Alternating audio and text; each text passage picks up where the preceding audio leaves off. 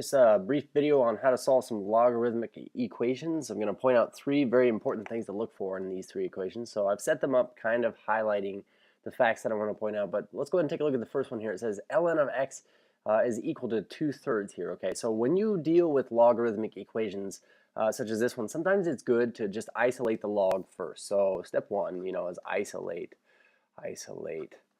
the log expression. And I think that this is probably the first thing we try to do, if at all possible, unless we recognize something more convenient to do. But once you have this by yourself, the second thing I would maybe write is this: try rewriting it as an exponential, equation. So try rewriting exponentially is what we'll write. Exponentially.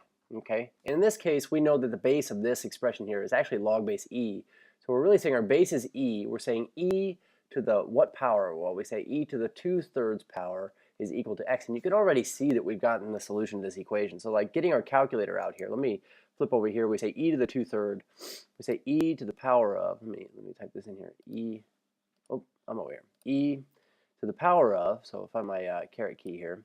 Oops, let's go back one, 2 divided by 3.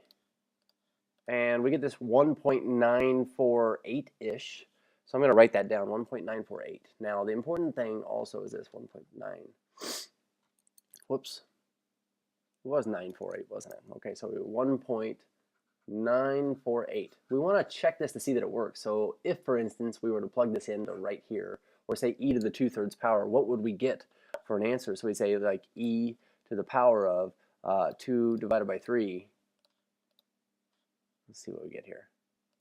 You notice we get 1.947734 dot dot dot. Okay, so basically it's the same thing. So this is what we want to try first. Now letter B is interesting. We say, can we use the one-to-one property? Now when I said earlier, like if something else more convenient shows up, we'll use it other than isolating the log, which you notice we have two logs. So whenever you have two logs, perhaps you check to see that you have the same bases, and if you can get them on either side and have them both be positive out front and have them have the same coefficients, then we could say use the one-to-one property. So we use one-to-one property, and recall the one-to-one property of equality with logarithms say that two logs with the same bases, in an equation looking like this here, it would have to follow that x would have to be the same thing as y. So in this instance, we say, well, since they're on either side, they're both log base 4, then these inner quantities have to be the same. So we say 3x plus 2 is equal to 6 minus x, and now we can just isolate the x's. This is just a normal equation.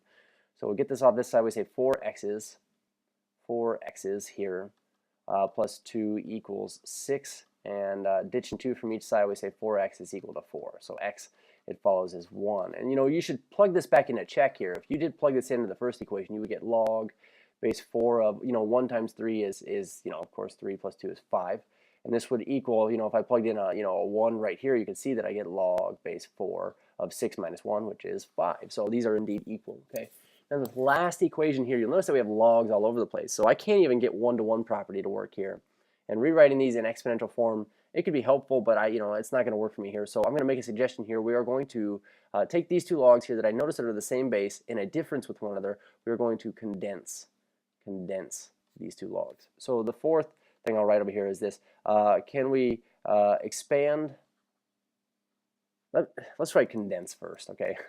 You're going to use that more often than not. We say condense log expressions. And you could write expand as well. Sometimes purely mathematical investigations can be rewarding as well.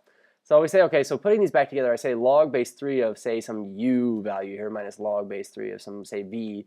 I could say can be rewritten as log base, the same base, mind you, of the first quantity going in the numerator here of a quotient and the second quantity going in the denominator there. So we're saying that this equals log base 3 of 3x, and now I think that, we could use one-to-one here. We have log base 3 of something equals log base 3 of something. These two inner quantities have to be the same. So now, I'm dealing with 5x plus 13 over 6 is equal to 3x over 1. We could take both sides of this times 6, and these would cancel out over here. So times 6. We get this. We get 5x plus 13 is equal to 18x's. And now we can just go ahead and, get our x's by itself. So, for instance, filling the rest of this out here, we get 13x. So x is 1, and we need to check this here. So if we want to put a 1 back in, we get log base 3 of 1 times 5 is, of course, 5 plus 13 is 18. Log base 3 of 18 minus log base 3 of 6 is equal to log base 3. Let me see here. Did I plug a 1 back into both of these here? Over here would be 3 times 1. We say 3. So would this be the same thing? And actually, if you notice your property of logs here, you could rewrite this as 18 over 6 here is equal to log base, and I forgot the base here, 3 of 3. But you notice that 18 divided by 6 is 3 anyway. So yes, this works out. So that's how you could solve those.